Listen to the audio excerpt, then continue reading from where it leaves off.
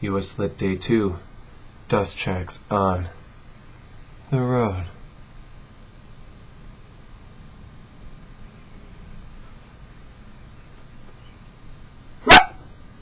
That's my dog. Sorry, enough fun with filters. This is Josie. Anyway, there's not too much to talk about with this story, and I'm sure there were quite a number of you who groaned when you saw you'd be spending a little more time with Zora Neale Hurston than you already did when you read Their Eyes Were Watching God. But I think this story is interesting as it's part of her autobiography, and to look at the similarities between her life and the life of Janie, because there's really a lot of them, and people have written a lot of books on that. You just got done reading a handout on the Jim Crow laws, and every time I read that, it's shocking to me that that was our country and how recent that was in our history.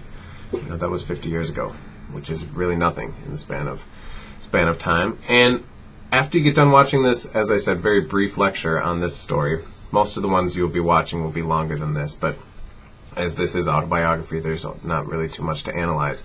But there are a couple interesting things to think about. What I want you to do is I'm going to have you write a reflection.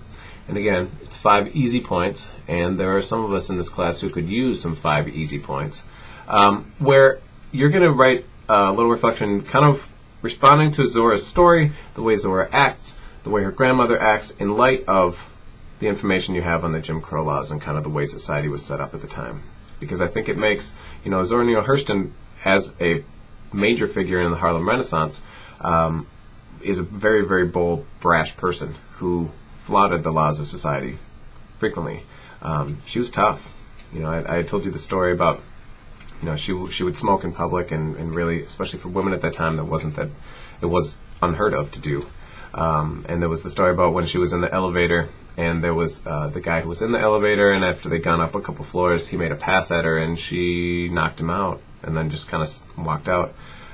She carried a gun with her, and when she would walk into a party, it became Zora's party. She instantly made herself the center of attention at every party she went to. So I think she's just a really interesting person. And looking back at the way she was as a kid, I think can kind of shine some light on how she became that kind of almost legendary figure in the era. We're also in the next day or two after. I got to look at the schedule, but in the next couple days, you're going to be reading some Langston Hughes poetry. Langston Hughes and Zora Neale Hurston got to be very good friends.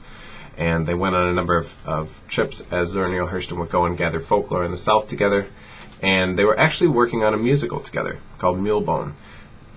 And because, Langston Hughes is a famous poet and Zora Neale Hurston's a famous writer, they would be kind of working on this play separately. Wow, my hands look really small like this. Anyway, sorry.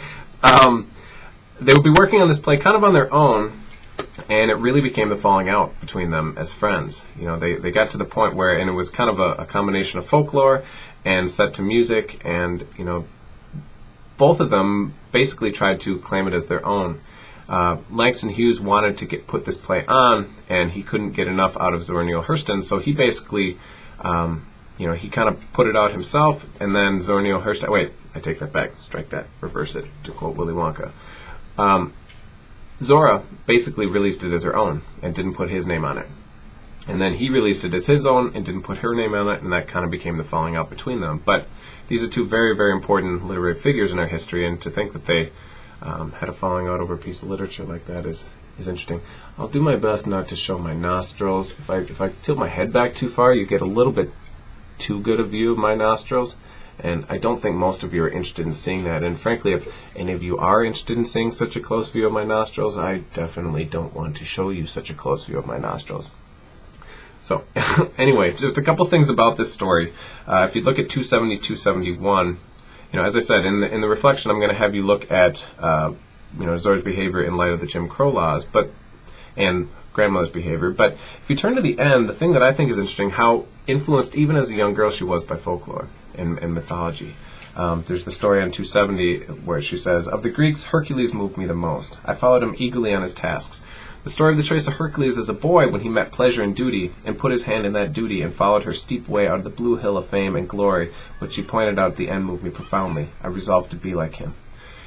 I think it's interesting how not only did she find the stories to be fascinating, but she found them to be inspirational, and they kind of influenced the way she acted as a person and influenced the way she write, wrote, which also leads to on 271 the big story about David. We get a lot of information about David. I opened to the place where David was doing some mighty smiting, and I got interested. David went here and he went there, and no matter where he went, he smote him hip and thigh.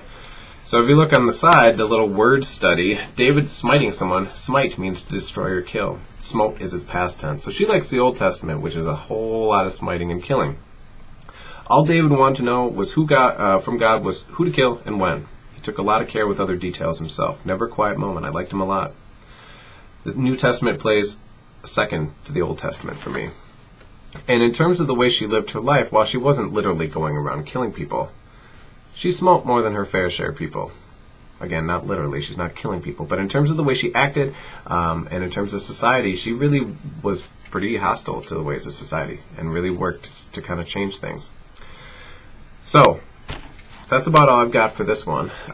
As I said, most of the lectures are going to be a little bit longer than this, so all I want you to do is to write that reflection. For tomorrow, you're going to start reading one of my very favorite short stories, and at my last day at the U for our workshop day, the professor there said he teaches this story every term. It's called Sonny's Blues.